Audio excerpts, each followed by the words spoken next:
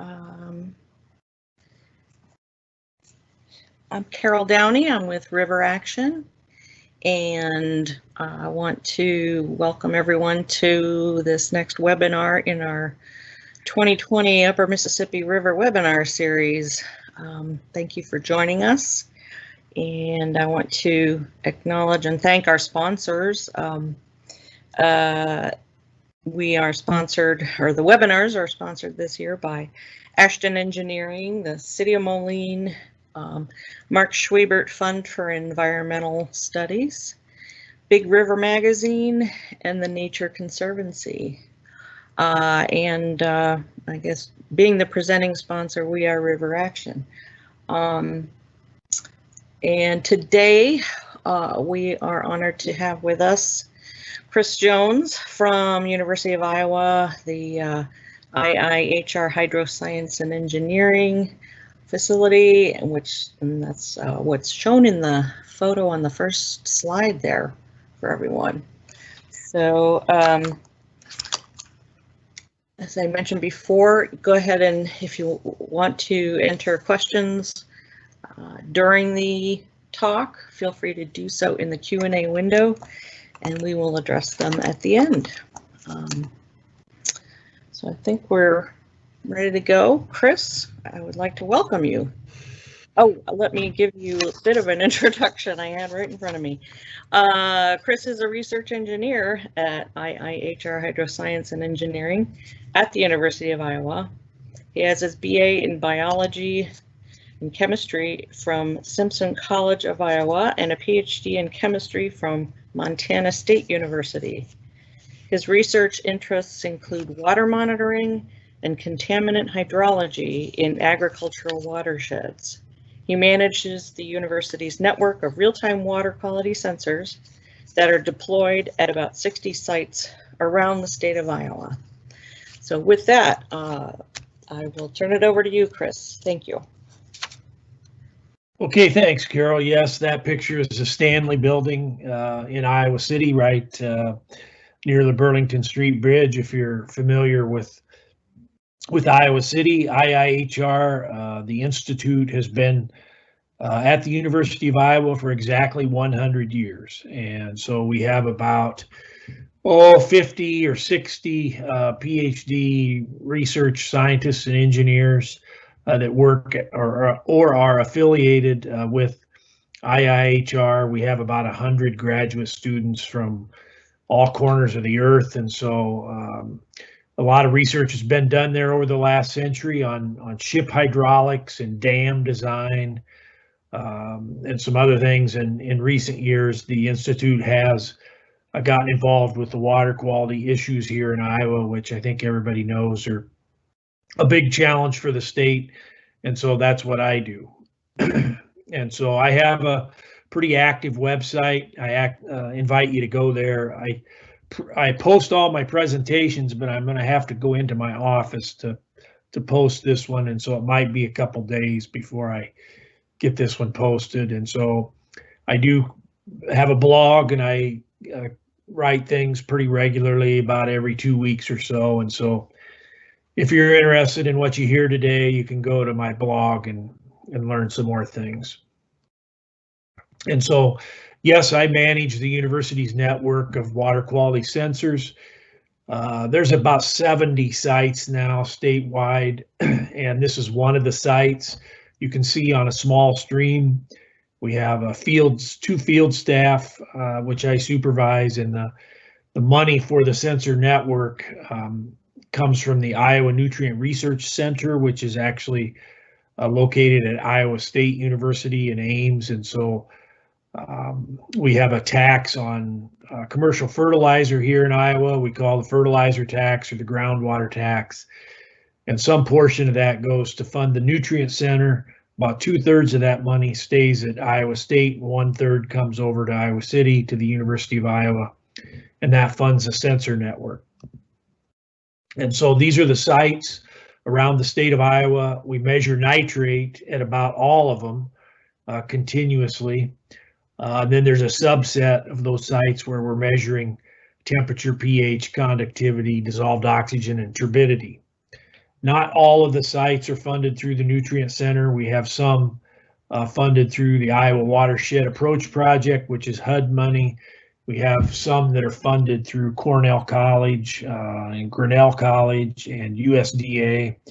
And then on our website, we also include USGS water quality sites, and those are shown on this map in green. And so this is one of the sites. This is the Wapsipinicon River near DeWitt, Iowa. And you can see the sensors slide down through those PVC pipes there on the left. And so there's moving water flowing through the pipe. Up on the shore, on the bank, we have a dry box there with a solar panel, a deep cycle battery, a data logger, and a modem to send the data back to Iowa City, and some other devices in the box that just assess the condition of the box itself, whether it's wet or dry or what have you. So we collected data. We're collecting data every 15 minutes from these sites. And so from 70 sites, every 15 minutes, we're generating an enormous amount of data. This is a site in northeast Iowa. This actually is measuring water quality in and out of the second largest constructed wetland in Iowa, near the town of Osage. And so you can see there on the top there, I think that's the outlet, or on the left there, that's the outlet, and on the right is the inlet to the wetland. And so we had a student complete his Ph.D. doing an analysis of the wetland and how well it was processing nutrients and some other things. And so we continue to measure this practice and some other practices in Iowa that have been designed to reduce nutrient transport to streams. This is a website. It's accessible by the public, and I encourage you to go to it. You can see the dots on the map or where the sensors are. You can click on a dot. You can see what water quality is right now in real time. And so when you click on a site, it delineates the watershed area upstream of the site, and then gives you access to a whole bunch of information after you do that. And so this is zoomed in on the South Fork of the Iowa River near New Providence, Iowa. This is in north central Iowa. And you can see that day when I took this screenshot, the nitrate concentration was 7.9 milligrams per liter. And a lot of cool things you can do once you get to this site. It also has a really wonderful land use or land cover tool, and so you can click on any place in the state of Iowa and see what the land cover is upstream of that site. And so this is the Iowa River watershed upstream of Iowa City, and you can see it's about 770,000 acres of corn and 580,000 acres of soybean, and then those other land covers that you see there. And so this is all based on the Iowa DNR high resolution land cover database. So it's a very useful tool. So we generate an enormous amount of data. As I said, I work closely with Keith Schilling, who you may have heard of. He's the state geologist now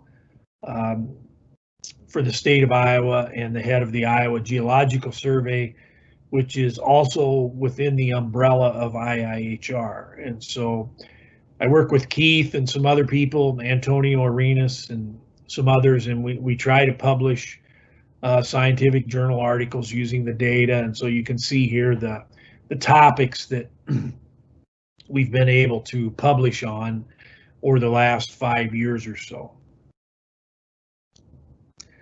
So whenever I present, I always emphasize that it's important to understand the geologic history of Iowa when we talk about water quality. And of course, that history is one of glaciation.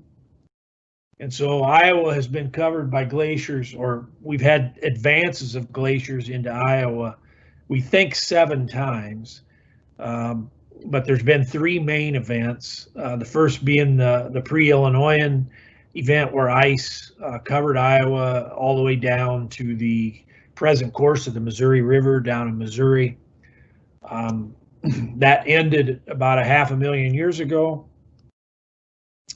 Then we have the Illinoian period that just creeped into eastern Iowa there, covered the eastern Corn Belt and the Great Lakes, and this ended 130,000 years ago. And then the one that we really talk about a lot here in the context of our water quality is the Wisconsin Glacier, which was here, only 10,000 years ago, advanced into north central Iowa there, and with that tongue of ice that we call the Des Moines Lobe. And of course, that's some of our best farm ground, and it's the area that's most highly tiled. And so this is an area that's of particular interest to scientists that are researching nutrient issues. And so when you drive across Iowa, you might think it's, pretty homogeneous because, we only have two species out there, corn and soybean, but, in reality, Iowa has quite a spectrum of land forms here, flat, hilly, and so forth. And so we can see there the Des Moines Lobe where the Wisconsin Glacier was, the southern Iowa Drift Plain, which a lot of people associate with Iowa because, when you drive across the state on I-80, that's what you see. The Northwest Iowa Plains and the Iowan surface are very similar in that they were prehistoric tundras when the Wisconsin Glacier was here. And then the driftless area or the Paleozoic Plateau where we've never really had glaciers. And so, as you know, my work is connected to agriculture, and so the other thing that characterizes the state is, we have some real extreme weather here. And in fact, this is some of this prairie pothole region, which includes the Des Moines Lobe, is some of the most extreme climate on Earth. And so very dynamic weather. We can get 60 inches of rain or we can get 10 inches of rain. And so we can have winters, like northern Minnesota, or we can have winters like St. Louis. And so very variable, very difficult to predict. And so this makes devising solutions for water quality difficult. So prior to settlement, this is what Iowa looked like. We had the pothole wetlands there at the top, the tall grass prairie in the lower right, and the oak savanna there in the lower left. And of course, all that stuff is gone for the most part. Now it's crops, which is shown in brown in this map. And so about 70 to 75% of our land area is in crops. And about 82 to 85% of our land area is in some form of agricultural production. So very high percentage of working lands here in Iowa. We do still have some forest, and you can see that in the dark green there, northeast Iowa, and in the river bottoms, and then in south central Iowa. And so a lot of people don't have a real appreciation for what our streams should look like. And so prior to settlement, we had wide, shallow streams. The prairie streams were clear for the most part, and on the riverbanks we had the perennial plants, the tall grass prairie, but wide, shallow streams that ran clear almost all the time. They flooded very frequently, frequent access to the floodplain, and we had good diversity of species in the streams. And so as far as fish, we would have had the clean water species like smallmouth bass and pumpkin seed sunfish, and some generalist species of channel catfish. And you can see how water exchanged between the aquifers, the shallow aquifers, and the streams. And we had a lot of infiltration associated with the tall grass prairie, and very little surface runoff, very little seepage. And then we got here, and of course we, started changing the hydrology, and the most noticeable thing we did, of course, was to drain everything, especially in the northern half of the state. And so we created these big trapezoidal ditches with the steam shovels there in the upper left, and then we put in the field tiles to lower the water table. And of course, the field tiles connected up to these big county tile mains, which you see in the upper right there, and that's just north of Ames there. And so we've really, done this massive lowering of the water table to enhance conditions for corn and soybean production. And so a lot of our streams start like this. And so this is the beginning of the Raccoon River near the town of Marathon, Iowa, and northwest Iowa. And so these are county tile mains. And so this is how many of our streams start now.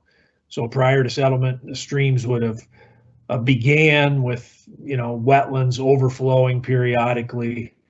And now this is how they begin. And so, as I said, where do streams begin? This slide is from Keith Schilling. And so we see that, a lot of them begin as tile outfalls, as I said. And so we oftentimes associate tile water with being clear, but in fact, these tiles actually may have increased quite substantially stream bank erosion, because the channel depth at the tile outlets across Iowa measures about 1.4 meters. And so that water is falling 1.4 meters on average.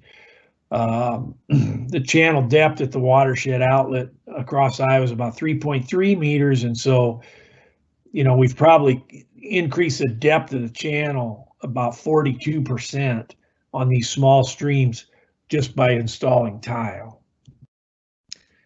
And so now we have these streams that are way down in these canyons. And so when you drive across Iowa and you see these streams way down there, if you didn't know any better, you would think that was a natural condition. And so they're really deep and narrow. They've incised downward. We have the annual plants on the riverbanks. Of course, the substrate in the stream has been silted in many cases. The water table is much deeper now. And we have the tiles that, of course, have changed the hydrology. And so now we have, pollution tolerant species in our streams, carp, bullhead, and we still have the generalist, the channel catfish.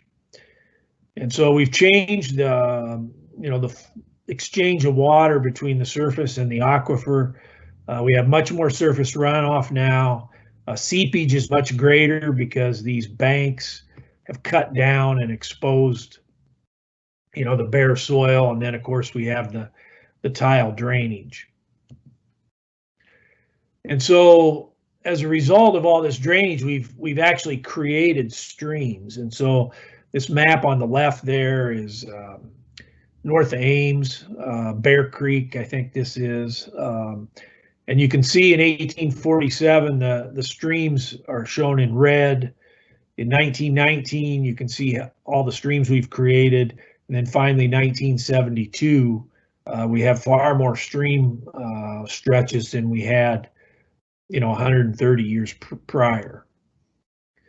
And so this is Walnut Creek in Jasper County. This is in an area off the lobe, which we would think would not be tiled that much, but we still have greatly altered the hydrology. And so you can see this watershed in red is the pre-settlement stream, and in blue is the current. And so we've really changed the stream network. We've cut out the meanders. And so in 1847, that watershed had 37,000 meters of stream. Now it has about 60,000.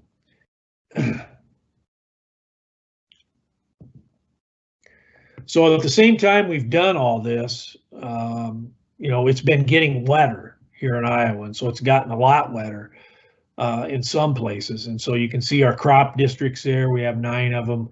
How much precipitation has increased over the last century. And so this is the Raccoon River, west central Iowa. I've done a lot of my work is focused on the Raccoon, and you can see how precipitation is increasing out there. And so this has dramatically affected our streams. And so discharge, responds, disproportionately to increases in precipitation. And so this is a Wapsie. We've had some, modest increases in precipitation in that watershed over the last 80 years, but you can see, stream flow has more than doubled there. And we see this not distributed evenly across across the entire flow regime. What we've really seen is a huge increase in base flow. And so, of course, base flow is the stream flow that we observe between storm events. And so base flow, the percentage of total flow, that is base flow on the Wapsie, has doubled there. And so this is a reflection of, not just the precipitation, but, also the constructed drainage. And so we have continuous drainage of water through the tiles, and this has had the effect of a disproportionate effect on base flow rather than storm flow. And so we see this all over Iowa. This is the Nishnabotna River in southwest Iowa, increased stream flow. This is the Des Moines River at Stratford in north central Iowa, and the Iowa River at Marengo just upstream from Iowa City. And so we have really changed these streams in a very dramatic fashion through the use of annual crops, replacing perennial plants with annual crops, and then the changes in hydrology, and then the changes in precipitation. And so this is something we only think is going to get worse. This is work from Iowa State. They project a 24 to 32% increase in annual precipitation. I think this is by 2050. We're going to increase the temperature. And so this is naturally going to motivate farmers to want to install more drain tile. They want to get in the fields earlier and earlier, and so they want that soil dried out in the spring so they can get the crop planted. And so all this also changes the distribution of flows within the calendar year. And so a year like this year, which was dry, but not historically dry, certainly within the range of what we would expect. Our streams over here were extremely low in the latter part of the summer. And of course, that's because, we got rid of all the water from the soil profile earlier in the year. And so I think we know this connects to water quality issues, the hypoxic issue in the Gulf and the lower right there, and in Lake Erie there in the upper left. We know that this change in hydrology and change in land use, converting from perennial plants to plants that need a lot of fertilizer, has catalyzed these algae blooms. And of course, this has consequences for people and animals and ecosystems that are a long ways away from Iowa. And so we have the drinking water issues. Everybody's heard of Toledo, Ohio. Des Moines here, which is at the confluence of the Raccoon and Des Moines rivers, has been removing nitrate from their supply since 1992. Des Moines has the largest nitrate removal plant of its kind in the world. And so this is a big issue for the state. We have about 60 public water supplies in Iowa that have to treat for nitrate. We have about 900 public water supplies in total, and DNR, our DNR has deemed about a third of them, or about 300, that are vulnerable to nitrate contamination. So this is a serious issue for Iowa. And so I'll talk to you a little bit now about my work. Most of it focuses on nitrate, and this is a paper I did a couple years ago with a graduate student, Jacob Nielsen, and then Larry Weber, who presented last week to this group, and then Keith Schilling. And so we looked at these watersheds. We looked at water quality data going back to 1999 for these watersheds that are kind of at the terminal ends of things, right? So these are the outlets of the major watersheds in Iowa.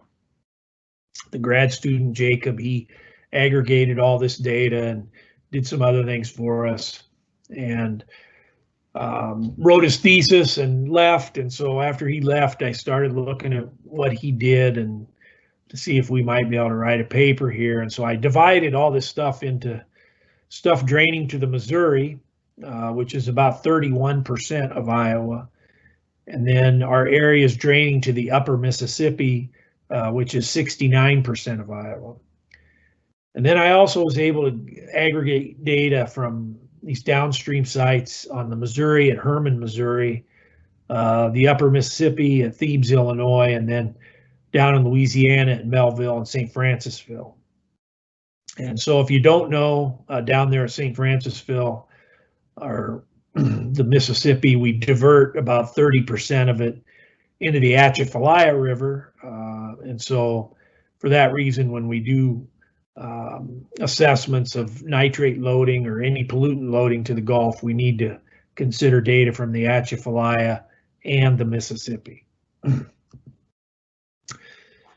And so here's some graphs of this analysis. And so this is the Missouri, Iowa areas draining to the Missouri River. And so the blue is water and the green is the nitrate load. And so you can see there, over that 17-year, 18-year period, we have 3.3% of the land area in the Missouri River watershed. Iowa contributes about 12% of the water, but we contribute about 55% of the nitrate.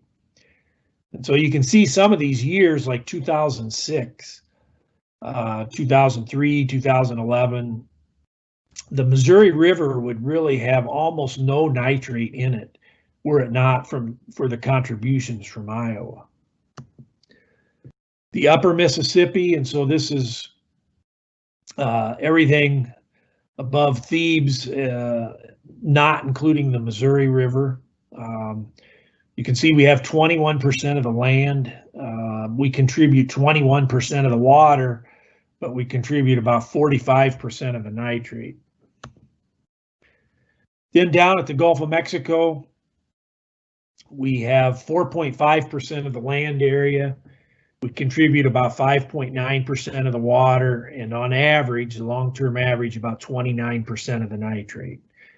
And so Iowa, along with Illinois, are clearly the largest contributors of nitrogen and most likely phosphorus to the Gulf of Mexico. And so, of course, this is where we try to focus our efforts on, how can we help farming improve. And so these graphs might be a little difficult here, but the top row is nitrate across the top, and across the bottom is water. And so the green is the entire basin, and the blue is when I subtract out Iowa, or the blue is the non-Iowa portion, excuse me. And so you can see here for the entire basin, for nitrate, it looks like the nitrate load is increasing over time. When I subtract out Iowa, we don't see that increase. Pretty much the same for the upper Mississippi and the Missouri. But then when I look at water, which is across the bottom there, the slopes of the lines for both the entire basin and the non-Iowa portion of the basin are very similar. And so this would indicate that whatever's happening in Iowa is not being driven by weather. right? If it was, the discharge and the excuse me, the discharge and the nitrate loading lines would be similar in terms of their slope, and we can see that at the top row there, the nitrate loads, the slope of the line is much different when I subtract out Iowa. And so to conclude this little paper here, we have here the loads from Iowa, the 5-year running annual average, increasing about 57,000 tons a year from the Iowa portion draining to the upper Mississippi, about 38,000 tons per year, Iowa areas draining to the Missouri. And then you can see the larger basins there, how it's changed since 2003. And when I subtract out Iowa, actually the load to the Gulf there would be declining about 43,000 tons per year, the nitrate load. So what's happening here is somehow different than what's happening across the larger basin. And so here we see these changes in the 5-year running annual average nitrate load. And we're seeing the biggest increases in these areas draining to the Missouri. And this is probably related to a lot of pasture in the Missouri River Basin being converted to row crop, and an influx of livestock, especially in northwest Iowa.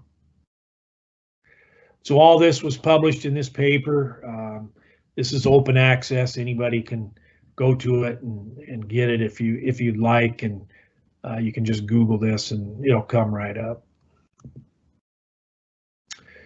So as I said, we started thinking about this data for the areas draining to the Missouri, and I became interested in this, this area up here in northwest Iowa. This is Iowa CAFOs here, or hog confinements, shown here in this map. And of course, I think everybody knows we have a lot of hogs in Iowa.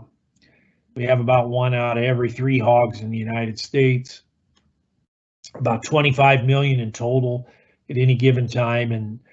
And so where they're located is not really evenly distributed across the state. We've had some concentrations, and you can see here, especially in this northwestern third of the state, quite a lot of hog operations.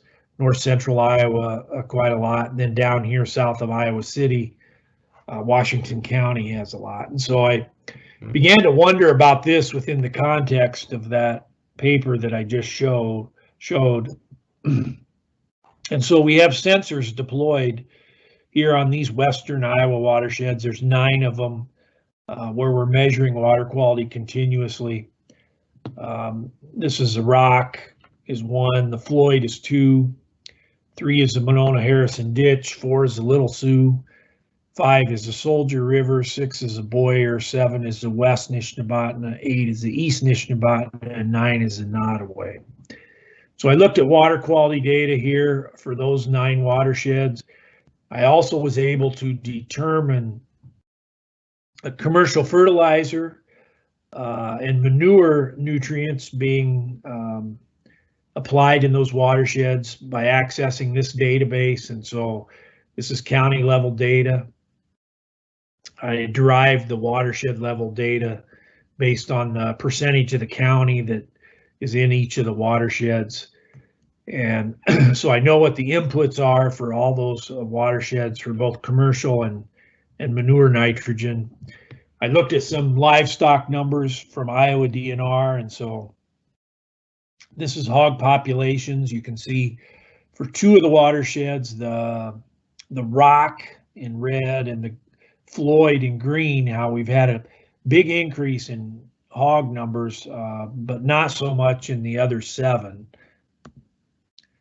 The same for cattle. The Rock and the Floyd, large increases in a number of cattle in those watersheds, not much change in the other 7. And then when I look at the water quality sensor data, we can see that lo and behold, the rock and the Floyd have the highest nitrate concentrations of those 9 watersheds. And so quite a bit higher, as a matter of fact.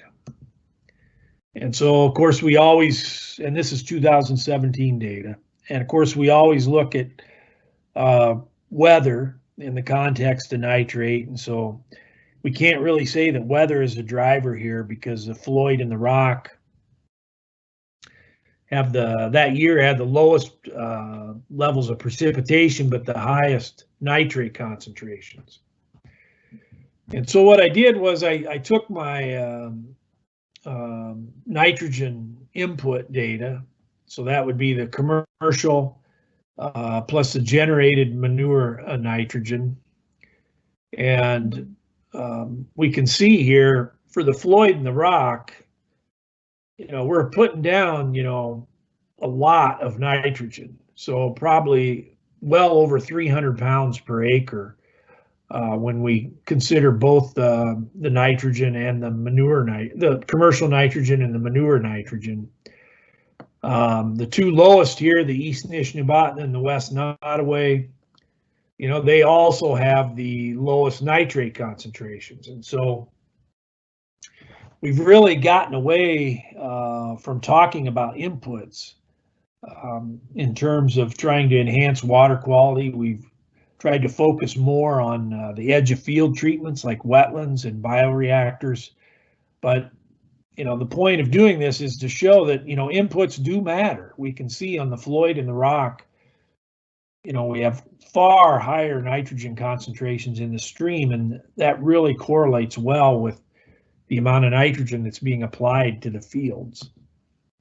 And so we have our nutrient strategy here, like some other states, Illinois, Minnesota, some others, to try to address this. And, the things we always tell farmers is that, a lot of this is weather driven. Well, I want to say, wait a minute here.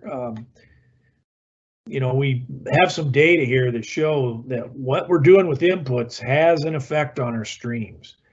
We really need to revisit this issue with inputs, and especially with livestock manure, as we continue to expand the livestock industry here in Iowa.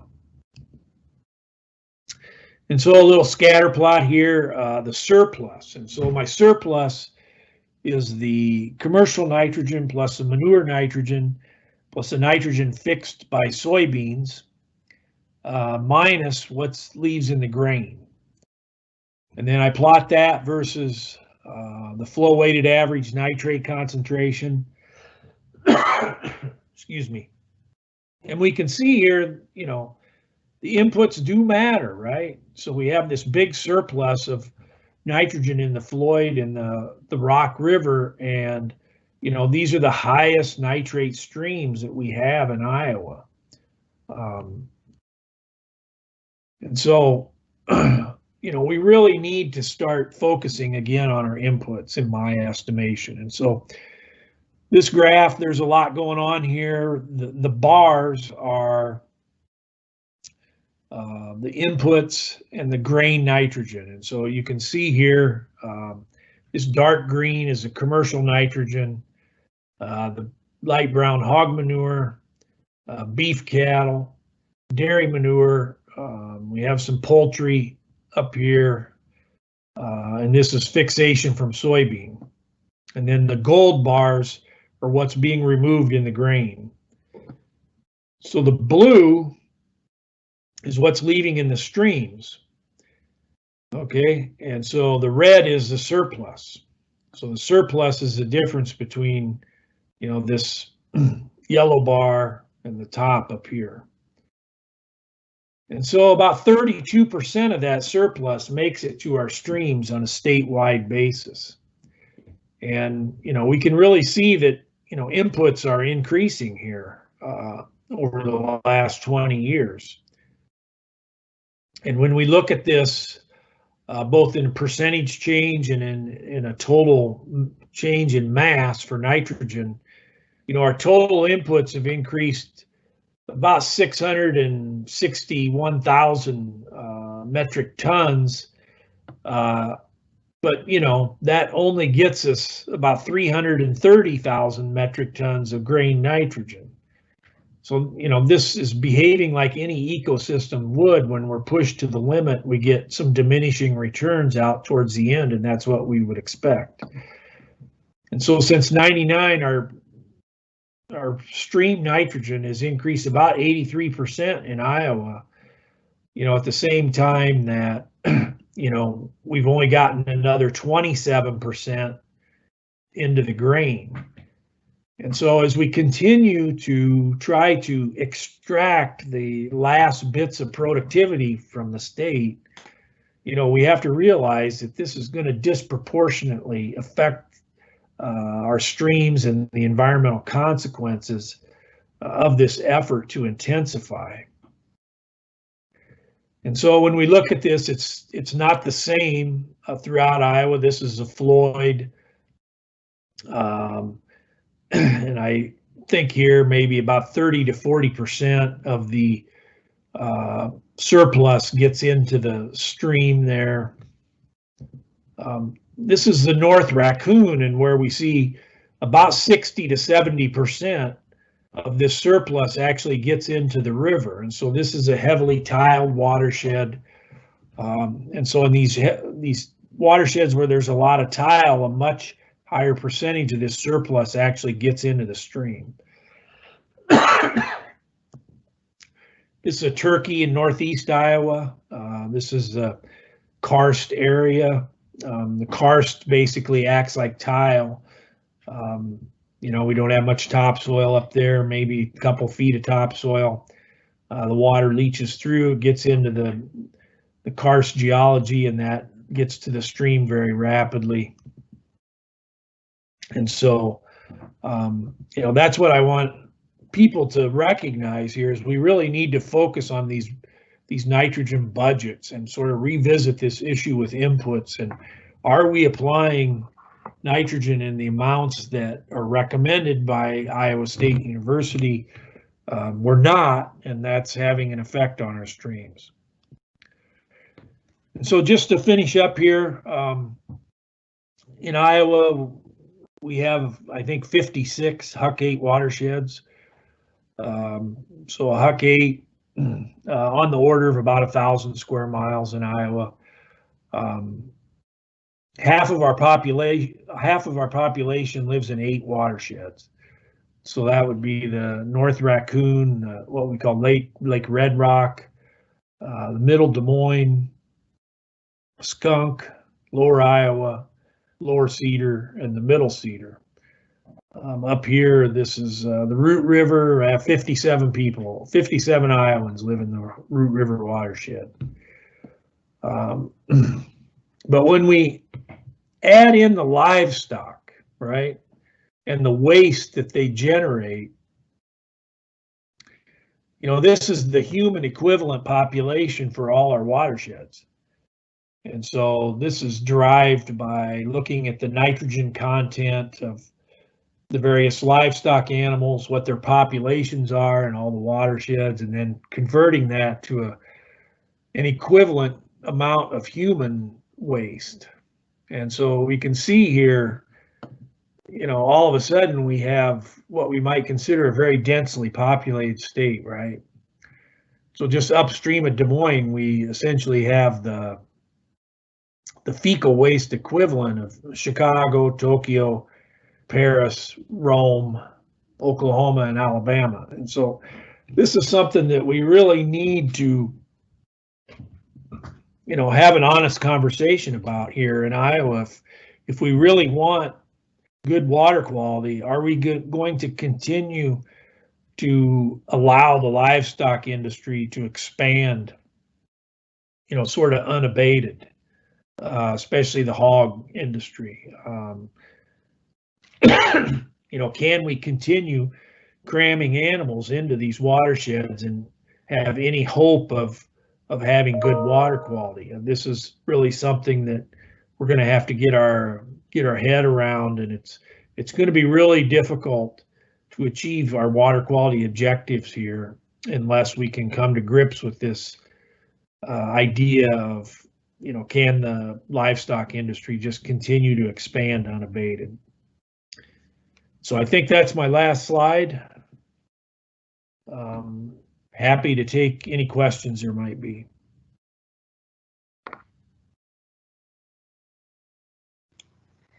Chris, I'm putting you on the big screen here. And should I exit my slideshow? I think you're good. Okay. It seems to be shut down. Okay, and just a reminder that folks can type in their questions in the live Q&A, and we have one to start with. From Greg, have you ever presented your findings on nitrate runoff to the Iowa legislature, Iowa Department of Ag and Land Stewardship officials, or farm groups like the Iowa Farm Bureau? So they, all people from all of those groups that you have mentioned have heard this presentation. So yes. Okay, and still it continues. I had a question, Chris. So the nitrate increases that you're showing, is there any correlation with the crop production or the livestock production? Like, or so, is it over fertilized? The study that we did on the Western Iowa watersheds, we think really strongly associates that high nitrate level in northwest Iowa and the Floyd and the Rock River with the intense livestock production up there. And so we've known probably for at least 20 years that these high density livestock watersheds tend to have the highest concentrations of nitrate in the stream. And so that's because, it's well documented that farmers that fertilize with manure tend to use more nutrient than those who don't. And, there's a lot of reasons for that.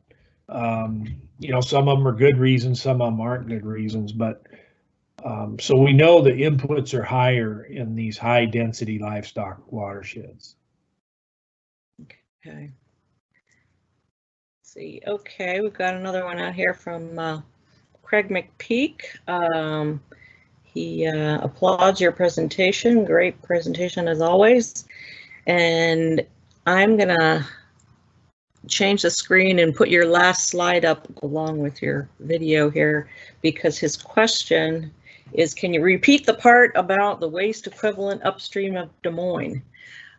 He says it just seems like that deserves to be heard one more time. So yes, I look at there's literature values for, how much nitrogen a hog produces and how much phosphorus a hog produces and how much total solids a hog produces in its waste. And we can say the same about beef cow and a dairy cow and chickens and turkeys. And so with those literature values and then getting the livestock populations in each of these watersheds, I just calculate what that nutrient and solids content is, and then, relate it to what that content is for a human being, and, there you go. And so, again, upstream of Des Moines, Chicago, Tokyo, Paris, Oklahoma, and Alabama, and Rome. And so, down in Des Moines, it should not be mysterious why we have a problem with the drinking water, right? When we have that intense production. And so one thing I say, it's not what the farmers are doing, it's the scale of what we're doing. Can we reasonably expect to have good water quality in Des Moines when we have the magnitude of this activity taking place upstream? I would say the answer to that is probably no. We can't expect to have good water quality down in Des Moines until, we come to grips with this. And so, can we make this system deliver the environmental outcomes that we want without scaling back at all? Well, I don't know. It's a big lift. It's a very great. It's a great way to demonstrate the magnitude here by world populations and cities. Whew, kind of scary. So I think our next question refers back to a prior one, and so it is, what's the reason that the powers that be are not more responsive to the rationale in this presentation? Well, I don't know how much people know about Iowa government. Of course, the farm lobby here is very powerful, and so there's other states that have intense production, Minnesota and Illinois, for example, but you have much more diverse economies there. You have a big urban population that is powerful politically, and we don't really have that in Iowa. And so the agriculture lobby has been very effective in maintaining an unregulated sort of picture here. And so with the livestock industry, our laws were written, I don't know, maybe 2002 or so.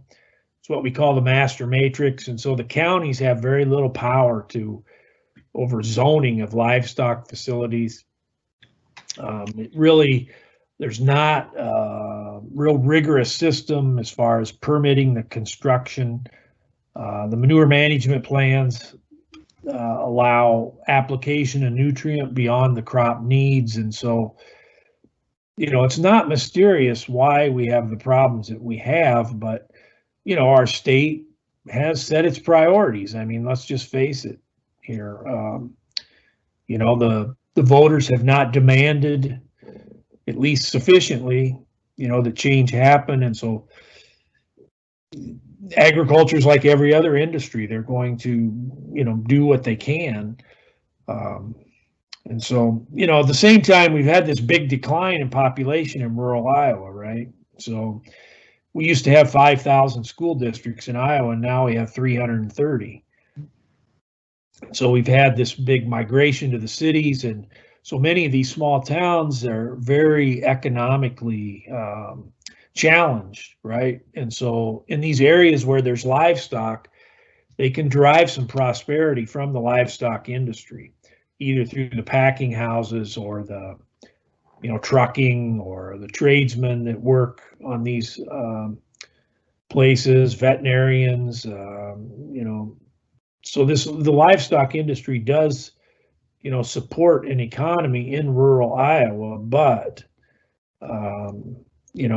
this consolidation has also been part of the decline of rural Iowa. So, we only have, I don't know, I think 6,000 farmers that raise hogs now, where we used to have 80,000. And we've doubled the number of hogs at the same time that we've, greatly diminished the number of farmers raising hogs. So, this is all a socioeconomic thing, and, really challenging problem for the state. Definitely. Okay. Next question. You mentioned control of unabated hog facility expansion, but what about cattle, more specifically in northwest Iowa? Recently, I spent 2 weeks in Sioux County, where I saw many large cattle yards and not so many pig CAFOs. Yeah, so cattle, beef cattle, and both beef and dairy is there's a lot of production in northwest Iowa. That's correct. Sioux County, I think you mentioned there, is sort of the epicenter, if you will, of cattle production in Iowa. But saying that, many areas in Iowa have seen a decline in the number of cattle. And so Iowa used to have more cattle than what we have now. I think statewide, we may have been number 2 at one time in beef production. I think we're about number 10 now. And so as we've seen these farms specialize, especially in the Des Moines Loeb area, north central Iowa, a lot of farmers don't want animals anymore. The demographic of farming now, the average age of a farmer in Iowa is about 60. You got to be sort of physically capable if you're going to raise cattle. Whereas hogs, it's a little bit different story. A lot of the hog production is really automated, and so it's a little bit different. Anybody can raise hogs, but cattle, it's more challenging. But yes, cattle production in certain areas of the state, cattle do have an effect on water quality. There's no doubt.